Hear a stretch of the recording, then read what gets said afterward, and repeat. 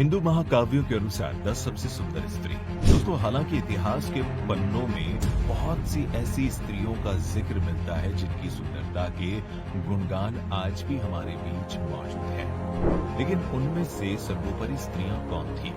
इस श्रेणी में सबसे पहले आती है अहिल्या। अहिल्या ब्रह्मा जी की पुत्री थी। इनको वरदान प्राप्त था, वो सदैव 16 साल की बनी रहेंगी। अहिल्या की सुंदरता के कारण सभी देवता और ऋषि इनसे विवाह करना चाहते थे। देवराज इंद्र इनको पाने का प्रयास करते थे। जब अहिल्या का विवाह गौतम ऋषि के साथ हो गया, तब भी इंद्र ने उनका पीछा नहीं छोड़ा। उन्होंने गौतम ऋषि का वेश बनाकर छल करके अहिल्या की सतीत्व को नष्ट कर दिया। गौतम ऋषि को मालूम हुआ तो उन्होंने इंद्र और अपनी पत्नी अहिल्या को श्राप दिया, जिसके कारण वो पत्थर की मूर्ति बन गई।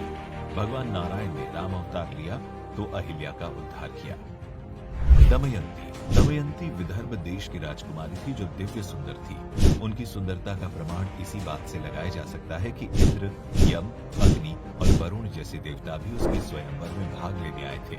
वे सभी उससे विवाह करना चाहते थे, परंतु दमयंती निषाद राज नल से प्रेम करती थी। नल और दमयंती की कथा का वर्णन महाभारत में मिलता है। सत्यभामा भगवान श्री कृष्ण की सबसे प्रिय पत्नी थी। उसकी सुंदरता से भगवान श्री कृष्ण भी मोहित थे। वो एक योद्धा भी थी। भगवान कृष्ण पांडवों से मिलने जाते थे तो उनको ले जाते थे। द्रौपदी सत्यभामा को सुंदरी कहकर बुलाती थी। सत्यभामा भूदेवी की अवतार थी। उनका जन्म नारकासुर के संहार के लिए हुआ था। उर्वशी, आपको बता दें कि उर्वशी पुराणों और महाकाव्यों में सौंदर्य की प्रतिमूर्ति रही है। वो स्वर्ग की अप्सरा थी। इसकी उत्पत्ति भगवान नारायण की जंघा से मानी जाती है। श्रीमद् भागवत के अनुसार ये स्वर्ग की सर्व सुंदर अप्सरा थी।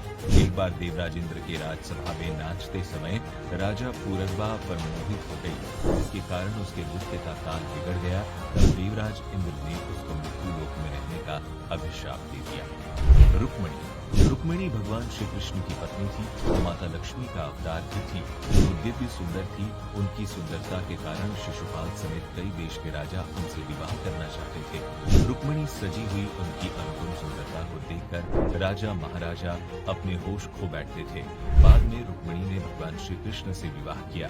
भगवान कृष्ण और माता रुक्मिणी की प्रेम कथा